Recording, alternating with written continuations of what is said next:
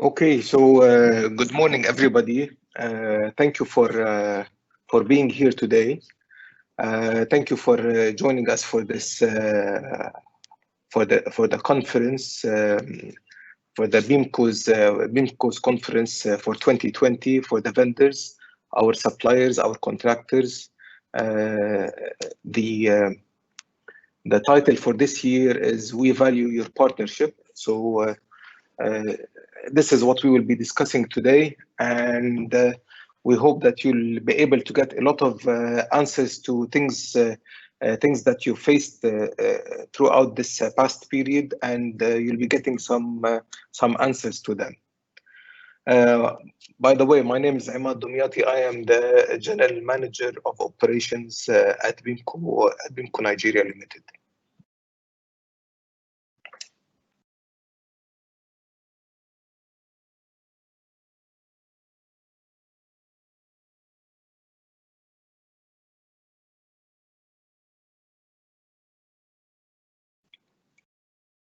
Okay, I hope you can all see me right now. Okay, just a few quick notes about our event. So the attendees, you will not be able to send out your video or your audio, so we cannot hear you. You have access to our Q&A section within Microsoft Teams on your right side. So you can put in your questions. I will encourage you to put as many questions as possible and engage and really speak your mind. At the end of each section, we will be treating those questions of yours. Our colleague Roy, he will be handling that, and he will be discussing with each presenter on the relevant questions. If there are any specific questions which will not be published to everybody, we will be taking it up offline, and we will be discussing with you one-on-one. There will be a recording of this session, so later on you can review it if you missed anything, and it's just you have to just press on the same link which you used to enter this event. Any other thing will be sent by email, and here are just a few interesting material and additional information that you might find about Beamco. So there's our website, our YouTube channel, and our LinkedIn page. These are mainly our three methods of electronically sharing our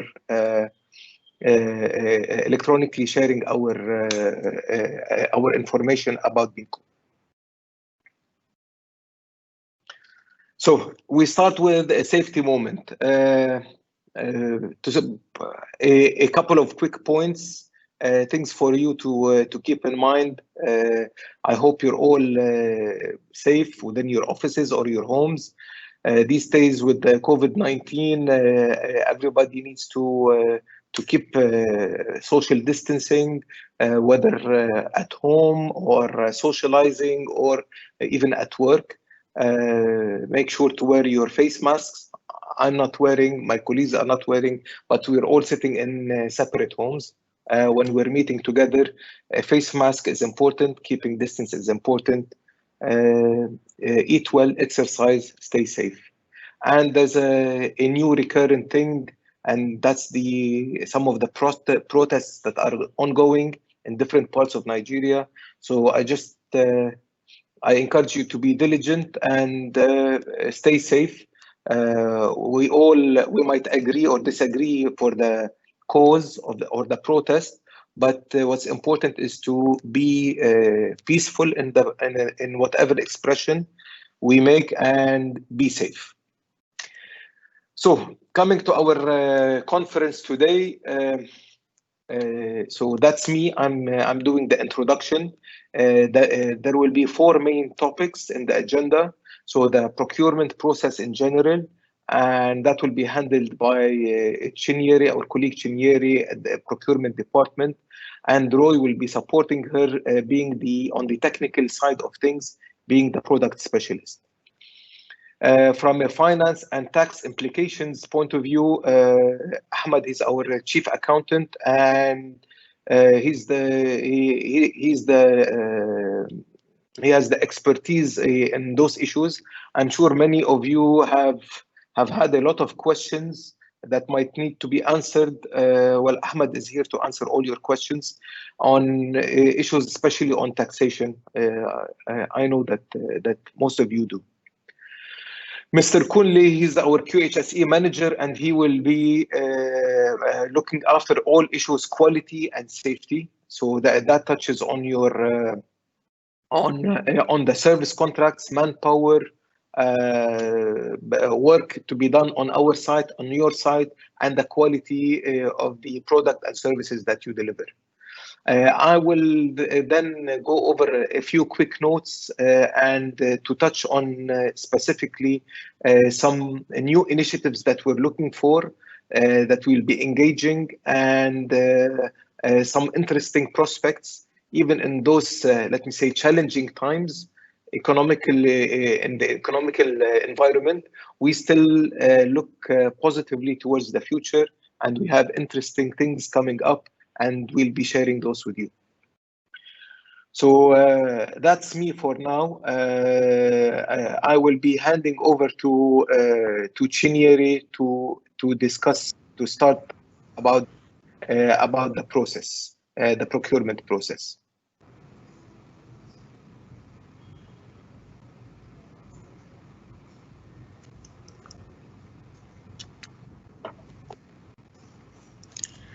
Good morning, everyone. My name is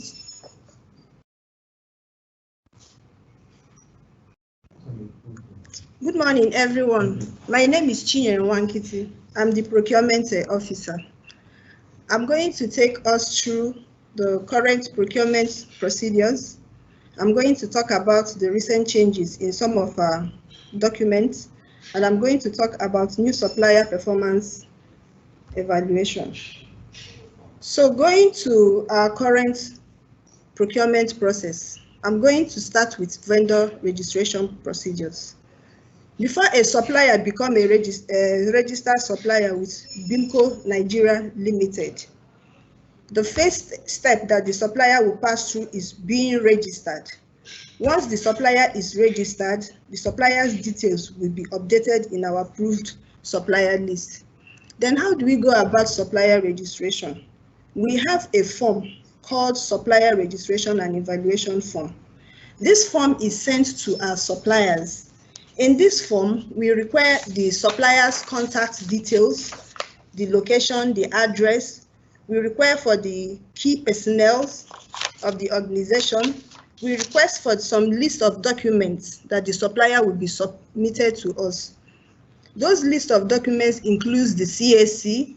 We request for CAC CO5, CO7 form. We request for the tax clearance certificate, TIN number. We request for the company's profile. We also request for previous job done in the past with some other organizations. We request for the account details, quality policy, HSE policies. For some suppliers that are OEM representative or that are in partnership with the OEM, we request for the evidence of a partnership.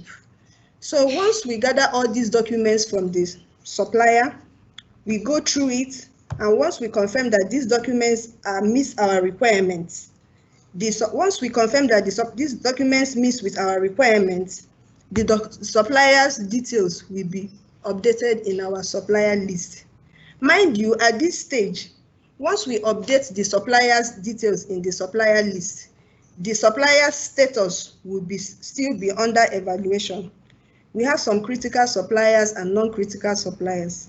For non-critical suppliers are examples of suppliers that we purchase some workshop consumables, maybe stuffs like Abro, Emery papers, stuffs like that. For such suppliers, once we've gone through their documents and confirmed everything okay, we will send a request for quotes to suppliers, or at times we can tell the supplier to bring some samples. Once the supplier brings some samples and we check the items pass through quality inspection, the supplier will be updated in the ASL. By this period, by this time, the supplier status will change from under evaluation to approved supplier. This is for non-critical suppliers. That's the suppliers that we buy consumables from. But for our critical suppliers, once your details are updated as under evaluation, the next step we do is to forward your details to our QHSE unit. It's at this stage that the QHSE unit will take it up from there for supplier pre-qualification. The QAQC, the HSC, and the technical team will take it up from there and pre-qualify the supplier. Our QHSC manager will elaborate more on the pre-qualification process once it gets to his turn. So once the QHSC are okay with the supplier, once they've sent the checklist and gotten all the details and confirmed that the supplier is okay, they will get back to the procurement unit. At this stage, the supplier status will now change from under evaluation to approved supplier. So it's at this stage that the supplier will start receiving RFQs from us. We'll be sending RFQs to the supplier. But mind you, once we are sending these RFQs to the supplier, we will send our RFQs based on the category of the supplier's product and services. Once these suppliers are qualified, they are qualified under there. They have different categories because they state it in the form, the category that they are into. And these are the categories that they will be pre-qualified under. So once there's a request under that particular category, we send our RFQs to the suppliers with other suppliers that are pre-qualified that are under the same category, because we work with competitive quotes. So once we gather all the quotes from our suppliers, we analyze the quotes and make sure that is in line with our requirements. Once the quotes are in line with our requirements, we do our bid analysis, we call for negotiation. Once we've called for negotiation, we work with the best quotes. We discuss the payment terms with the best supplier. We issue an LPO to this supplier. So once the LPO is issued to the supplier will bring the items. But before any item is accepted from the supplier, it must pass through quality inspection. So once these items have passed through quality inspection, the items will be received from the supplier. At this stage, the supplier will drop the invoice, will drop his delivery notes and job completion form for the service job. Then from there, we process the payment for the suppliers. So this is all about our current procurement procedures. The next item I'm going to talk about is the recent changes. We made some recent changes in our documents. Like our LPO, we have a new LPO. Please, can you share the LPO documents?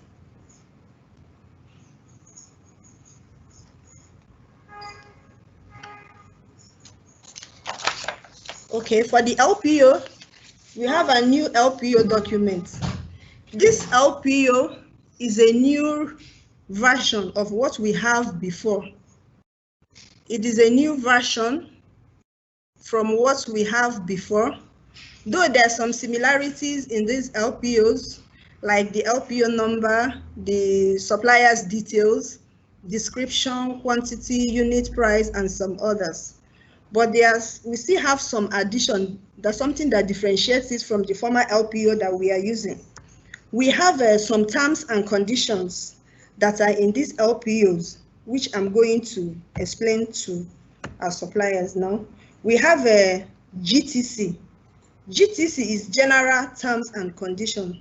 This General Terms and Conditions is applicable to all the suppliers of different categories, both the material suppliers, both the contractors that are into services, even to our foreign suppliers.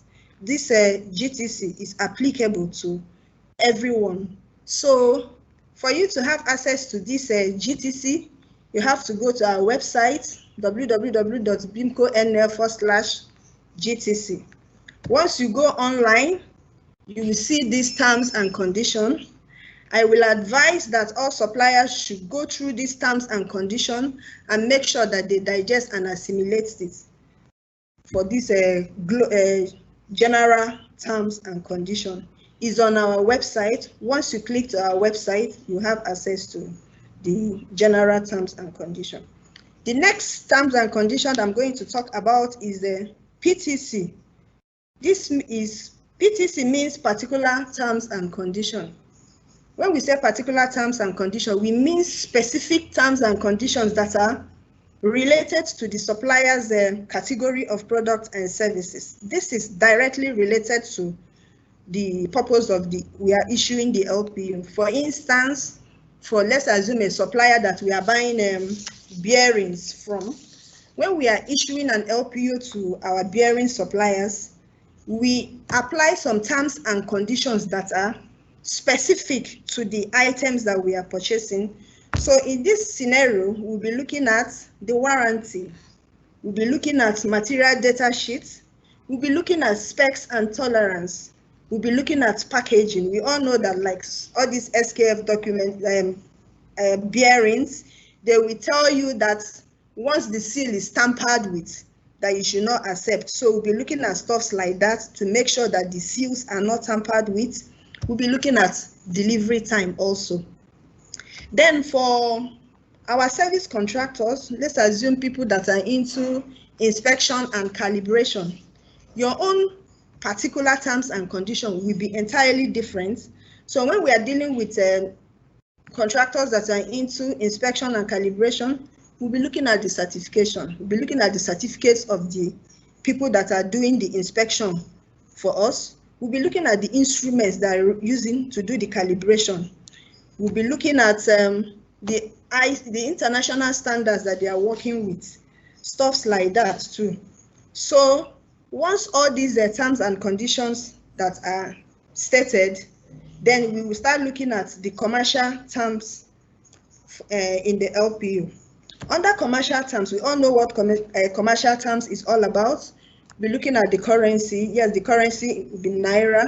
We'll be looking at requirements for invoice submission. At this stage, what we'll be doing now is that once an LPO is issued to a supplier and the delivery is made, the original invoice with a copy of the LPO and the LPO number will be written on the invoice. So once the supplier gets all these documents, he will send it to the procurement unit for payment processing.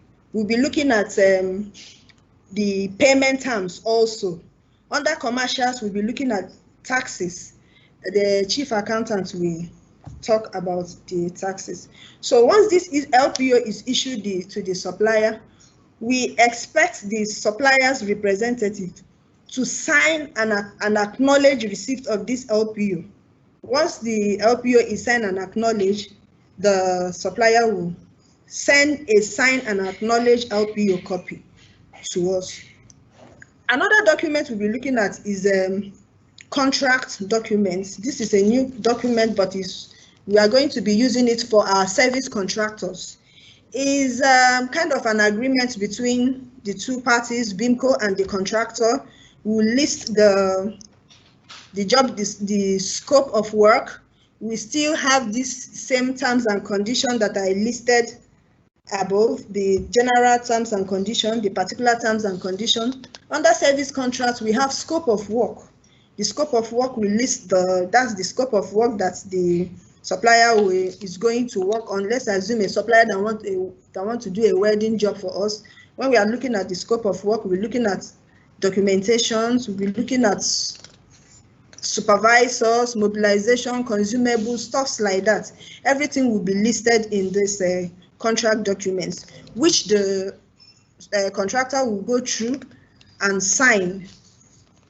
We are also going to talk of the commercials.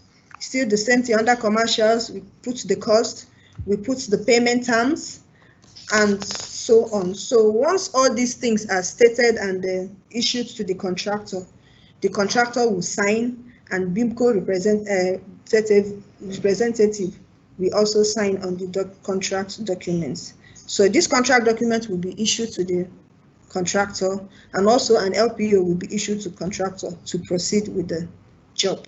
The terms and conditions in the contract documents is similar to what we have in our LPO. Then another issue I'm going to talk about is the supplier performance evaluation. This supplier evaluation is the documents that we are going to use to monitor suppliers' evaluation, to be like a kind of appraisal tool. This evaluation will be conducted 2 times in a year, every 6 months.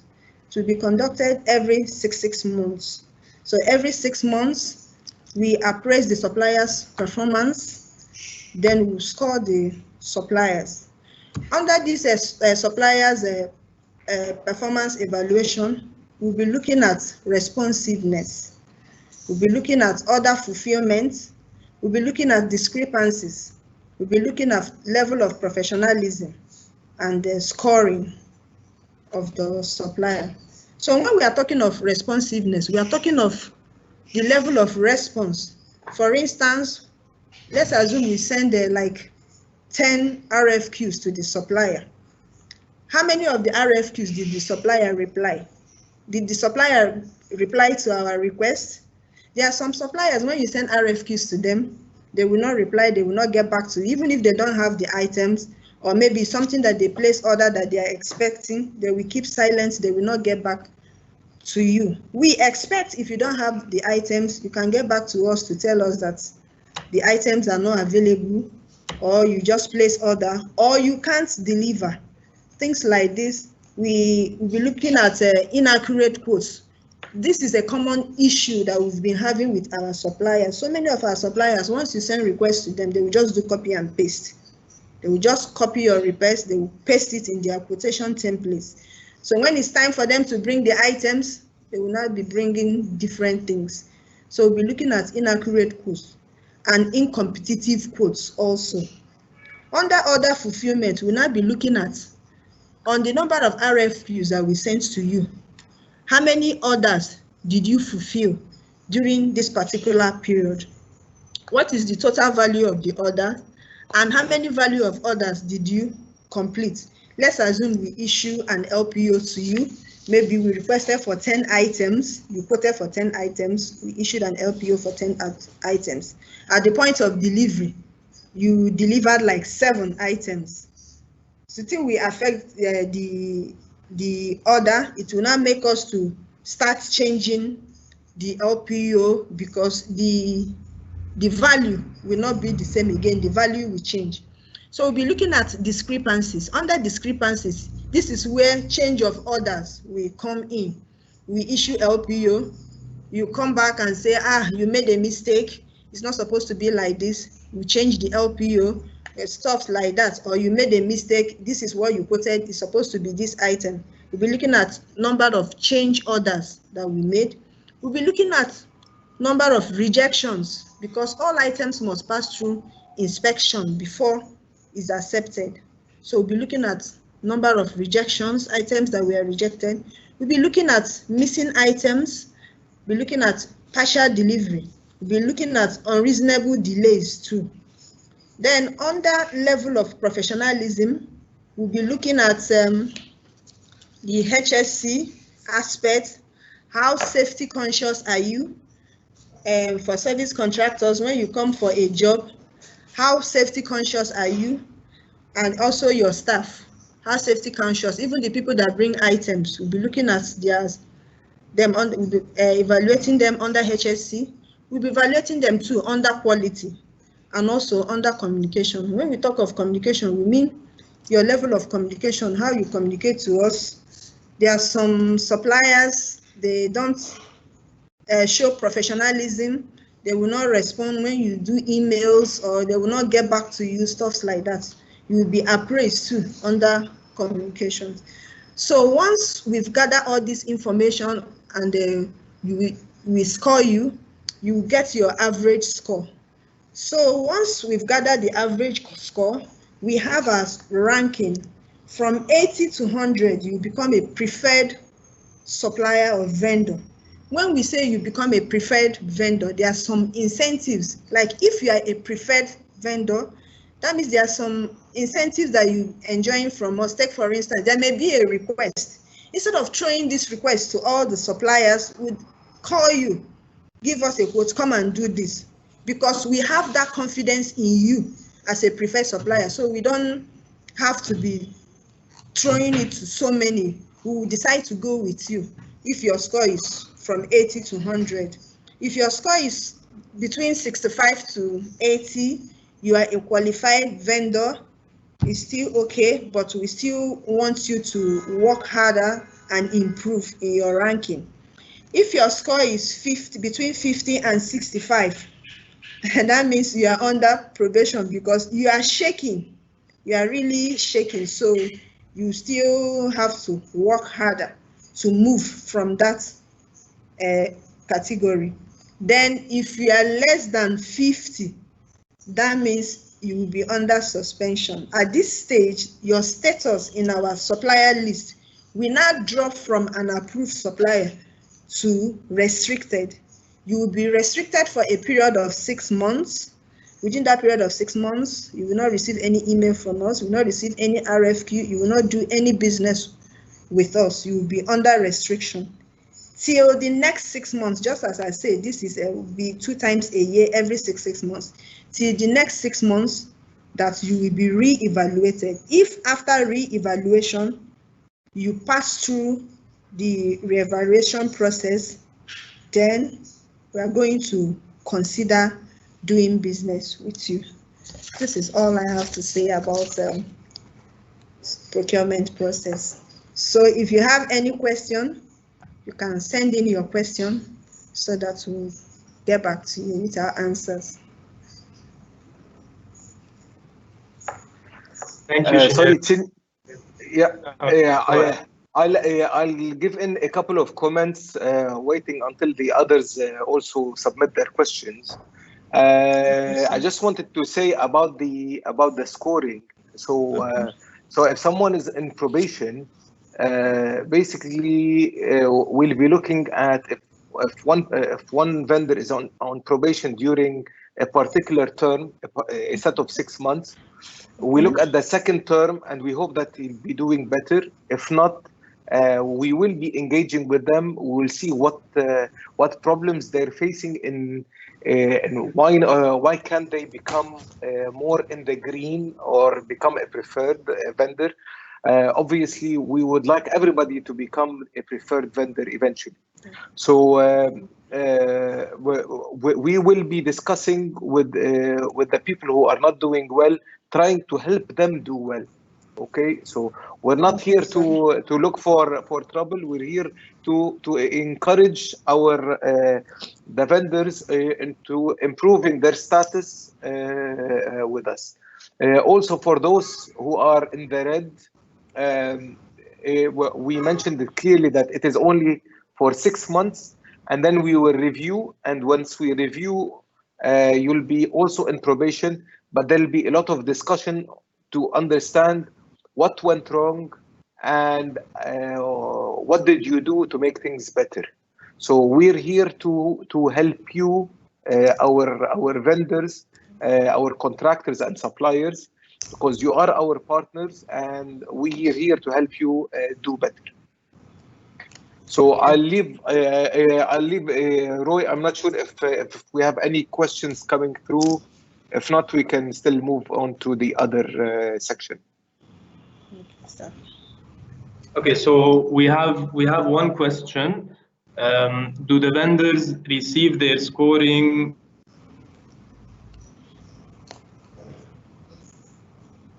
So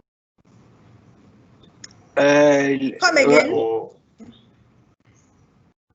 Do the vendors receive their scoring, the scorecard result, the score average?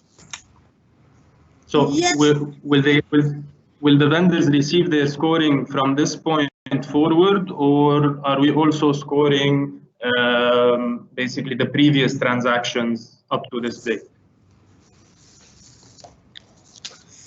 Well, I believe we will score the first half of 2020, although it's not a normal year, and we will still score it for the exercise, and but we will not be taking any actions on it. So it's all about moving forward to be to be fair. And in terms of communicating the score, I will leave it to Chinyeri and the way she communicates with her contractors to see who she needs to communicate with, and if she needs to brief them about their status. Again, I believe it's a two-way communication, and we need to help them to improve their scores. Chinyeri, what are your views on this? I think it's a good idea, but we are going to be sending the scores to them so that they will know their status, they will know their ranking. Because if we score them and we don't send to them, they may not really know what their performance is like. So we are going to send it to them. Okay. Okay. Yes. It's good to have this kind of transparent relationship. All right. Yes. So do we move on? Yes, it seems there are no more questions. I believe we can move on.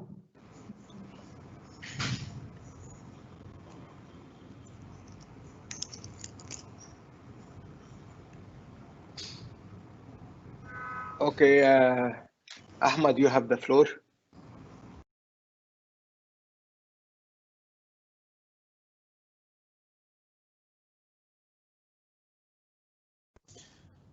Good morning, everybody. Welcome to Beamco Vendors Conference. My name is Ahmed Ibrahim, the Chief Accountant, as presented by Mr. Ahmad.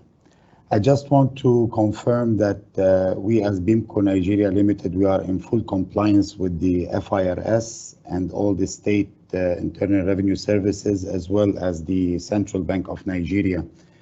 So all the conditions that we put are in compliance with all the necessary authorities. I would like to talk about our payments. Payments are done in respect of the payment terms agreed with our procurement department, and definitely upon presentation of the final invoices. As per the advance payments requested might be accepted. Depends, number one, on the ranking that or the score that my colleague just discussed, and also depending on the value. In some cases, an advance payment guarantee and APG can be requested from our vendor. Our payments are made following the FIRS or the State Internal Revenue Service, as mentioned, net of withholding tax, which can be varied between 5% and 10%, depends on the nature of the supply, whether it's supply of goods or supply of service.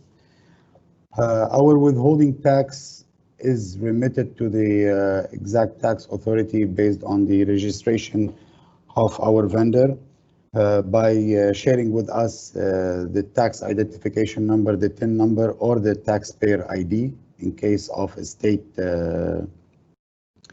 if the vendor is registered in state, not in the Federal Revenue Service. VAT is accepted on all invoices at the rate of the 7.5% as per the last amendment of the Act. But a VAT registration document should be given to to be included in the vendor's profile with our procurement team, in case not mentioned on the invoice of the supplier. Please, Ahmad, if we can move to the second page. As mentioned, we are in compliance with the CBN regulations. So the CBN insists on that transactions between two Nigerian companies should be done in the local currency, the Naira. So invoices shall only be presented in Naira currency, okay, in regard of the dollarization of the economy. For the vendors who are representing the OEMs, and foreign denominated quotations are accepted, and only when it's made from the foreign supplier. And in this case, all the documents shall be presented in the name of Beamco. So like the invoice, the shipping documents should be in our name to be able to present it in our fiscal books. Otherwise, we will not be able to accept the invoice in other currency than the Naira. This is it from my side. Ready to answer any of your questions if you have. Thank you.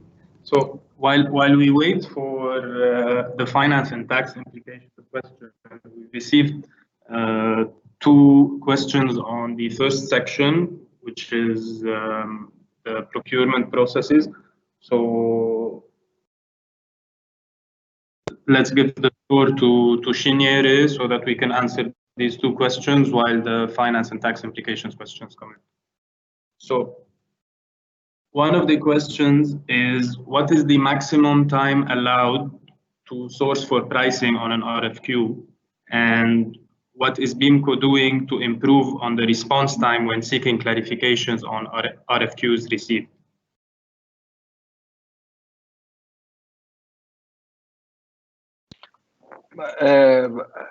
Basically, if I may just answer the first part, is the response time is anything that is reasonable. So if it is material that we know it is locally available stock, we don't expect someone to take 1 week to give us a quotation. So we're talking 1 day, 2 days, something, sometimes hours, depending on the urgency of the requirement. In terms of the clarifications, I'm not sure, but Roy, maybe you can also answer how we engage with how procurement engages with the technical team on the resolution of the specs and the technical requirement. You can also maybe discuss about how our internal requisitions start and how these things happen. Okay, so the procurement requests or the internal requisitions are issued either by our service center or by our product specialist. And normally, whenever a procurement request is issued out, we mention all of the technical specifications that are required on our RFQ. Now, of course, there are always some clarifications that we receive from vendors, and these are normally handled directly by the requesters, which are the service center and the product specialists. In terms of getting the responses in faster, I'm not sure whether that has been an issue in the past, but moving forward, I would suggest you ask procurement to put you in touch with the service team or the product specialists requesting the product, and if the information is readily available with us, then we can definitely come back to you with a quick reply. And I also want to assure you that in the case where, I mean, this question is coming in with respect to the time allowed to provide pricing, we can assure you that any valid request for clarification that is where the answer is delayed from our side, this will not basically be reflected in your score. So whenever it is a valid request where all other suppliers are asking for the same information and the delay is from our side, then rest assured this will not count negatively towards your score. So I hope that provides a little bit of clarification on that question. We also have another question that is, for a vendor on probation, what is the the basis of assessment? Will it be documentation or performance? Shineri, would you like to take that question?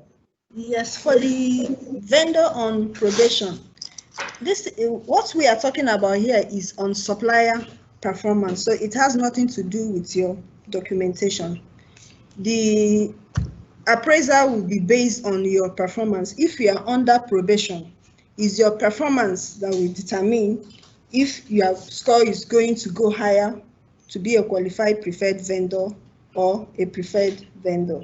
So it has nothing to do with documentation, because at this stage, you've been registered and pre-qualified. We are okay with your documentation. Or what here is talking about is your performance, not documentation. Okay. One more question also on procurement processes. Vendors are evaluated on welding, coating, insulation, and fabrication services, for example, are only issued RFQ on welding while other service opportunities are not issued. Is that a deliberate approach? So on that, I can say at the registration step or the pre-qualification step, it is very crucial that you really provide us with the details of all the services you can provide, and try to pre-qualify for all the categories where you can assist us, or where you can provide services or materials. And normally for any category where you are pre-qualified and basically approved, then you should be receiving RFQs. If you're not receiving RFQs on some of these categories, it just means that maybe at this point in time there are no current opportunities for these services. But rest assured that in any category that you pre-qualify for, you should be receiving RFQs whenever we have that need.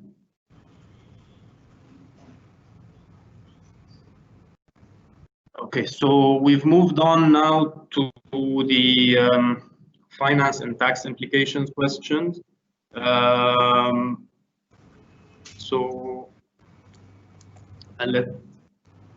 Okay, for foreign procurement by local companies, is the invoice to be in Naira, knowing the Naira fluctuations currently?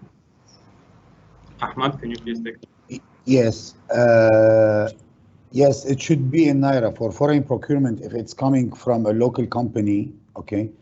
Regarding the Naira fluctuation and the current the price of the currency, this can be included in the price structure from the client, from the supplier, sorry, and negotiated with our procurement. Once it's approved, we can agree on a proper rate and a proper payment terms that will actually remove the risk from the supplier on the devaluation of the Naira that is currently happening. So we can fix that by precise or a good payment terms that is accepted by the supplier, and on a proper Naira rate if they have their cost in a foreign currency. But the invoice should be still presented in Naira, following the CBN regulations, yes. Okay, thank you, Ahmad. Another question is, how can the vendors access the previous tax and withholding tax certificates? I don't understand what tax certificate or withholding tax certificate, but if the questionnaire is asking about the withholding tax credit notes, since like 2 years from now, the FIRS prepared the platform where all Nigerian companies are registered on it, and they should have a username and password where they can download all the withholding tax credit notes all the withholding tax credit notes remitted by clients, like in our case. We are remitting, maybe I forgot to mention this, we are remitting the withholding tax by the end of the same month. So all withholding tax deducted on suppliers are remitted by the end of the current month, and immediately should be uploaded on the FIRS platform, where they can extract the credit notes. Any delay in that can, of course, be communicated with us, but issuing the credit note is only now in the hand of the FIRS, where even us as payers, we cannot force the FIRS to issue the credit note faster of what they are doing right now. But we can always show a proof to the supplier that we already made that payment and we already fulfilled our commitment.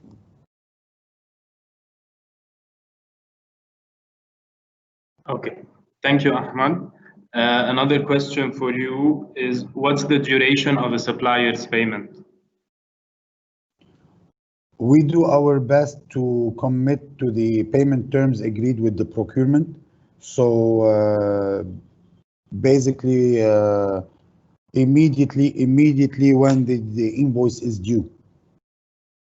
And it's done over bank transfer, so there should be no delay.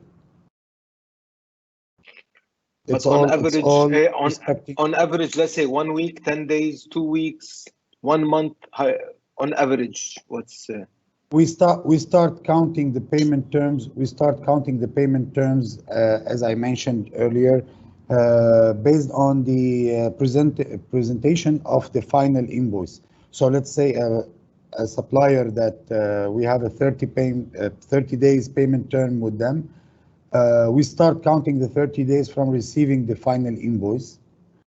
So basically, we are talking just even days before the end of the 30 days, just taking into consideration that his invoice was presented a couple of days earlier than we have received it.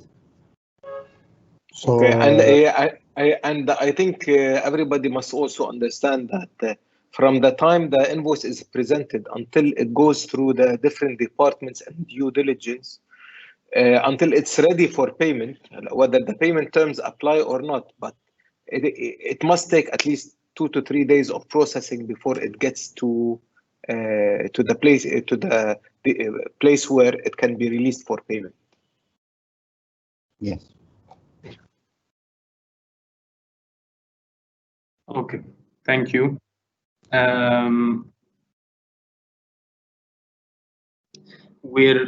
We also have a couple of additional questions related to the procurement process. So I will relay this to Shinyere. One is a follow-up on the earlier question regarding when a vendor is on probation. So the question is, when a vendor is on probation, is the vendor still engaged? So what is the status if the vendor is on a probation? Yes, when the vendor is on probation, the vendor is still engaged. The vendor will still be receiving RFQs from us. So the vendor will be engaged, will still be doing business with the vendor, but it's left for the vendor to know that he's still under probation. So he may drop or he may go up based on his performance. If a vendor is under probation and within that period of time, we noticed changes, he was delivering the correct items, there was no reject, stuff like that, it will boost his performance. The vendor will move from that probation stage to qualified or preferred vendor. So the vendor will still be engaged. Okay, thank you, Shinyere. Okay. Another question for you. Will the existing supplier be registered again as new vendors? No, registration is done once, but what we'll be doing is, because we have what we call re-evaluation, which our QHSC manager will elaborate more on that when it is time to talk. A registered supplier will not register again, but you will be undergoing re-evaluation process. Registration is done once, but re-evaluation is a continuous thing. Okay. Thank you, Chinyere. There are no more questions, so I believe we can move on to the next section.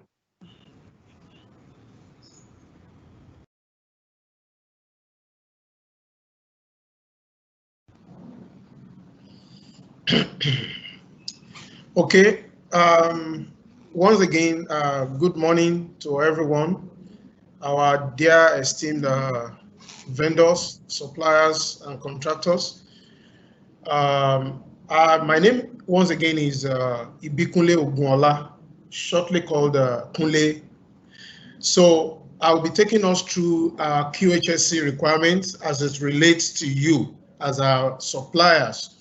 So let me start by talking about some of the needs and expectations. There are varying needs and expectations which, as an organization, we expect from our suppliers. So first of all is that it is important that our suppliers get acquainted with our quality culture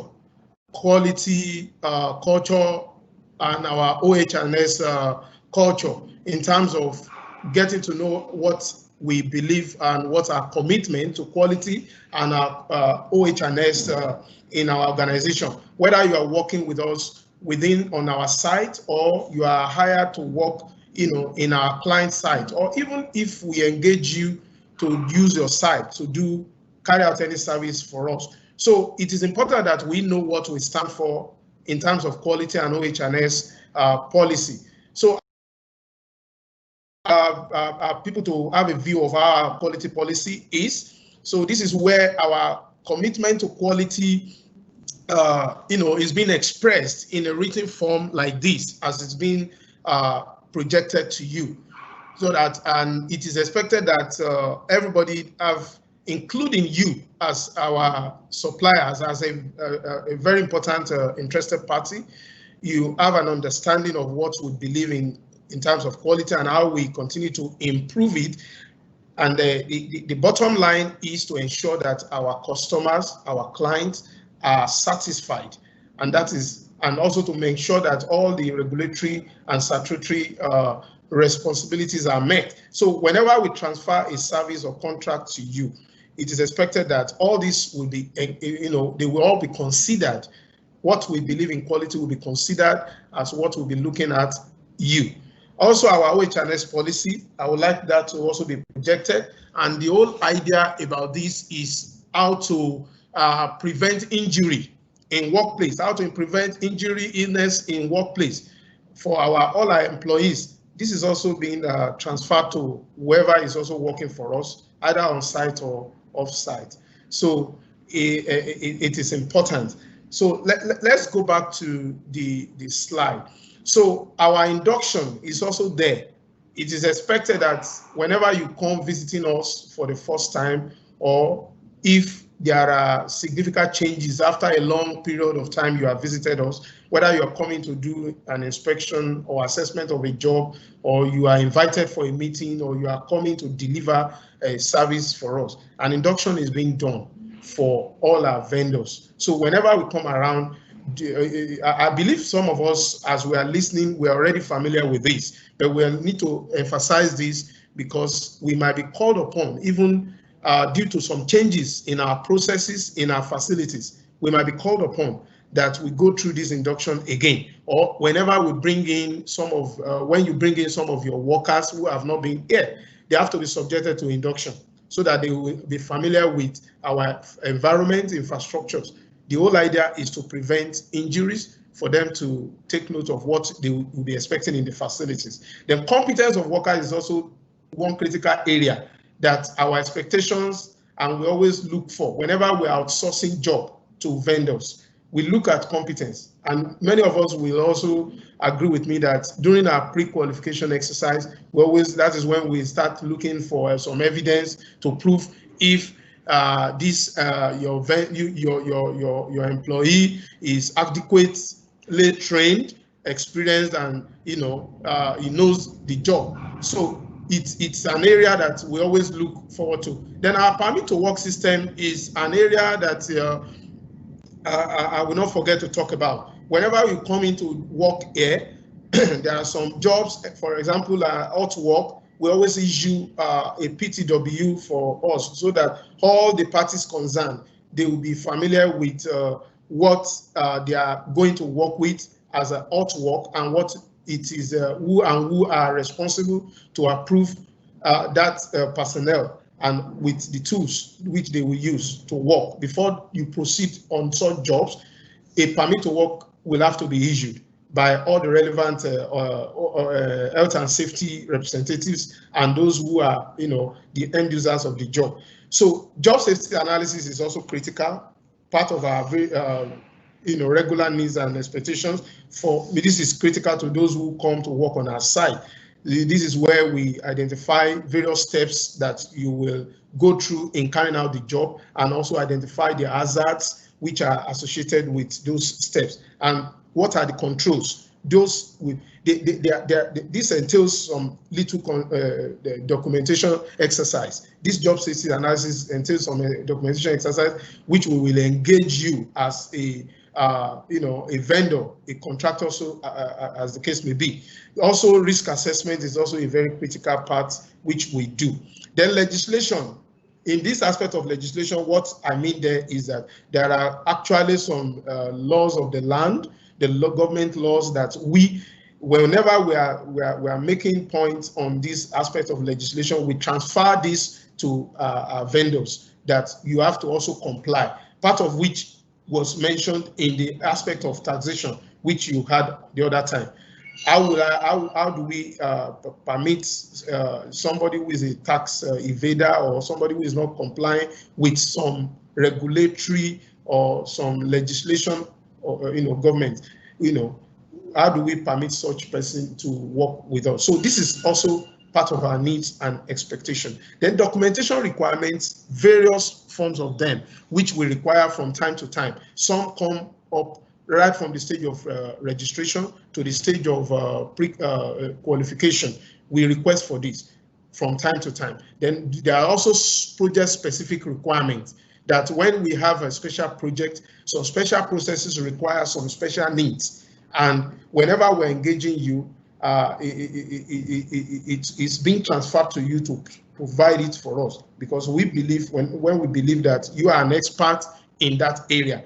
Then an aspect which is also important is incident investigation is important. So some jobs happen that when we engage you, an incident happen and we want to investigate. You will not feel offended when we are bothering you, asking you some questions in carrying out our incident investigation. It is part of our culture. It is part of our HSC practices that we do here. Then I will quickly talk about the NC and SCA. NC, as some of us may know, is non-conformity. When you carry out a job, either a job that does not meet specification or does not meet requirement, or you supply items that doesn't meet any service or product that does not meet specification or requirement, will fall under the non-conformity. Some number of them will proceed to SCA. SCA is supplier corrective action request. We factor we do all this for improvement's sake. It's for improvement. It is the area where we engage suppliers in some of these things. So whenever you see us coming up with this, throwing it at you, we have some templates which we use to collect information. Whenever we engage you, please try to cooperate with us. It is for our own development and also for your own development as a supplier. Then QC inspection and job supervision is also a critical part. Some jobs are being done that will require an adequate inspection and supervision. And I want to stress this for some of our contractors, whether you're working on site here in our site, or we agree that you do carry out the service at your own site. We may assign some QC inspectors or engineers who will come from time to time at an agreed time in our inspection and test plan. it will be agreed. Aspect where you need to hold on for our people to come and witness how you do. Then adequate records, if adequate records are also taken, if adequate steps are followed, if specifications are also followed. So it is important that this is part of our needs and this is part of our expectation, and also adequate supervision of job. From time to time, a QC inspector or a technical person may be drafted to come around to carry out supervision when required, not all the time. So this is just not limited to this, but I need to just put us through. So as we were saying, previously, during the time my colleague in procurement was talking about, he talked about supplier selection, he talked about evaluation. So I'd like to summarize this and also to corroborate the point that my general manager has mentioned the other time, that this is a kind of, in order for our improvement, it's a partnership thing. And all this we've been talking about, including this web-based conference we're doing, is for supplier management. It is a kind of supplier management life cycle. When we evaluate you, it is not just to castigate you or to tag you a bad one. Consider it that it will lead you to supplier development, and re-evaluation from time to time will make you to be good to us, and also at the end of the day, we also look good to our own vendor. So that is the short thing I want to talk about this chart that I'm showing us. Next, please. So briefly, I would love to make a few points on that supplier pre-qualification. Don't forget that it is critical to our selection and evaluation process. When we send checklists to you to complete some information, to supply some of the information to us, they are just meant for us to, it's a major part of our supplier selection and evaluation process. So we appreciate that you cooperate with us in this regard. Then most of the time it starts with a desktop review. When you send it to us, we review it internally, and this can also be extended to an on-site audit, which may happen. We may deploy, as the case may be, we may deploy an audit of whatever service that is being done, maybe ongoing service, or even when there is no ongoing service, we use audit as part of our evaluation, method of evaluation, beyond a desktop review of whatever document you do. Some services require that we come around to evaluate your system and to, obtain some more objective evidence for whatever you have shared with us in the past. And also, completion of some of these checklists include that of quality, health and safety, and the technical, with the supporting documents which we request for as evidence. So that is all about supplier pre-qualification. Some of us already have undergone this, and we will be extending it as more and more as it is required. Then supplier-related issues, which I will not forget to mention about. Just to highlight some of these issues they are so numerous, but these come on top of the list. Incomplete submission for registration and evaluation. Some suppliers, they get the whole things, stopped as a result of your registration is not complete. There is no way you can proceed. There is no way you can be considered. Then supply of wrong items. These have been mentioned before, which can lead to rejection, and also incompetent manpower. These are just some of the issues we have identified over the period that are related to suppliers. I'm saying all this so that we can all take note. Wherever you fall in, you can start thinking and start addressing, so that we can have a mutually beneficial relationship. Then delayed or incomplete delivery. This happens quite a number of times. Then also lack of adequate documentation. When we request you to carry out job, documentation is critical to our success, it's critical to our quality, it's critical to our quality delivery in Beamco Nigeria Limited. So the lack of adequate local support for technical products. Let me explain what I mean by this. There are some of our vendors who supply us technical products, but due to the fact that they don't have, perhaps due to competence, perhaps due to agency restriction or whatever. So it's an issue that we think about that we want vendors who can, when they supply us technical product, they can also support us with local support in terms of maybe repair, maybe maintenance, maybe calibration, maybe service, or whatever form it is. So this is not limited to this, but these are the few ones that are on top of the list of supplier-related issues. So I don't know if there is any other thing I'll need to talk about now. Then I'll be entertaining any question related to quality and HSE requirements. Thank you for staying with us. Thank you, Kunle. So please, if you have any questions, please write them down in the Q&A.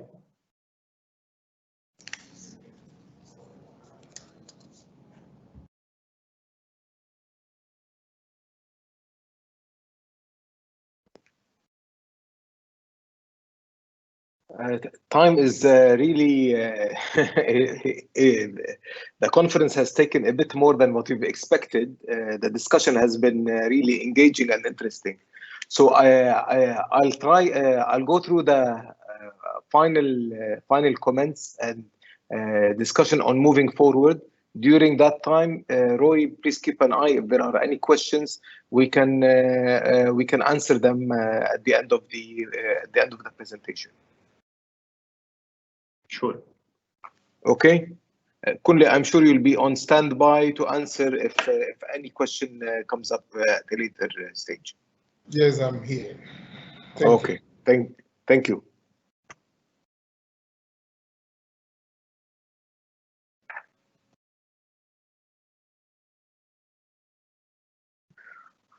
Okay, so just a quick thing. In the beginning, we spoke about partnership and about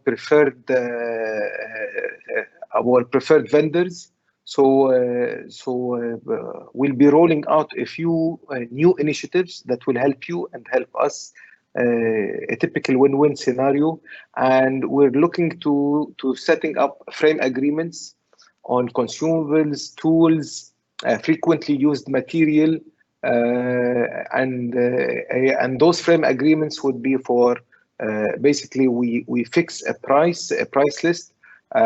We need to verify that you have those material in stock, and then you become our single source for those particular material for the period of the contract. Let's say for a year, we'll be setting it up, and we can call off on you at any point in time. Please send us this, send us that, and there won't be the need to each time to have a full set of documentation, evaluation. We'll be getting our material faster. You'll be collecting your LPO faster. You'll be collecting LPO without even submitting a quotation, because we already have the price list at the beginning of the year. And we will also be, and your payments will be faster. The whole, from the business side, we will also know what to expect, and the quality of the material that we will be receiving. So an initiative like this can generate a high level of business for you, and this is one of the added the perks, the benefits which preferred suppliers would be getting. So it's not only about getting one-off orders or being the go-to person or making sure that you're the one who's always on the bid list, but also on initiatives like this, preferred suppliers will be looked at in a very specific way. So that's one of the things that will be looking. And the reason why we're doing all of this, and we're doing this conference today, and we're stressing on the partnership, is because we are coming up at new projects and new requirements. So at Beamco here, right now we've commissioned our pump packaging and valve assembly workshop. So we're looking to participate into projects where we will be supplying locally packaged pumps as well as assembled valves, and these include other set of material like base plates, piping, fittings, flanges, others like seals, some instruments, a lot of consumables like your typical grease, WD-40, Abro, and that kind of thing, bearings, all sorts of things. So with when all of these activities are happening locally, and we are looking at major projects, especially in the energy sector, whether oil and gas or in the power plants, and for us to be involved, we will need to really rely on our partners to support us, and I'm sure you will need to rely on us to give you the right technical specs, to give you the business, and to make sure we pay you on time. So I hope that this is what you will get at the end of this conference, that this is our commitment to you, especially those of you who are serious enough to be on our in our good books, in our preferred suppliers, even in the green, in the qualified suppliers. We understand that you're good, you're trying, you can do better. We would be happy for you to move one step more, but there's a lot moving forward, and we need your help in making our initiative with our clients a success. So we'll be, as I said, we'll be looking at all sorts of material, even oils and chemicals. A lot of documentation will be required. We'll be discussing on warranty issues, because we in turn have to now give our warranty for the full package. And for us to give a warranty for the full package, we will ask you to give us the warranty for each component of that package. So, and it's like a puzzle, and each one of you is supplying one part of that puzzle, and we want to make sure that that everything is warranted and it is covered by technically and by the reliability of the whole package. As well as asking for manpower, whether it is for painting, welding, other fitting, machining, and will be required to ask you for more documentation and method statements, because this will be a requirement by our own clients. Right now, if we are going to supply a locally packaged equipment, we will be requested by our clients who are typically very have the international standards, and there are some stringent requirements which we have to follow, and for us to follow, we will ask you to follow as well. So in terms of certificates, method statements, job hazard analysis, job requirement analysis, and that sort of thing. So we will be depending on you for all of this. I believe this is everything for us today. We're already about 15 minutes beyond our planned 1 hour, but it's been an engaging and a good session. I hope we've given you enough insight on what we're doing and how we count on you to move things forward together with us. So for the attendees, thank you for being here. As I mentioned before, you can review the recording of this session just by clicking on the same link which you pressed to enter right now. So you can just click on it again, and then you will see a recording of this session. As for my colleagues, the presenters, there's a lot of insight. Thank you very much for your contribution. It's been a very fruitful morning, I believe, and for our attendees, we're all available to answer all your questions at any point in time. It doesn't have to be just during this online or during this conference. We're always available in person, by email, by phone. We're always available. You know how to reach us. I believe maybe Chinyeri is the point person for the contact, but we're all here to support you and support her in that. So thank you very much, and that will be the conclusion of our conference. Thank you all for attending. Bye bye.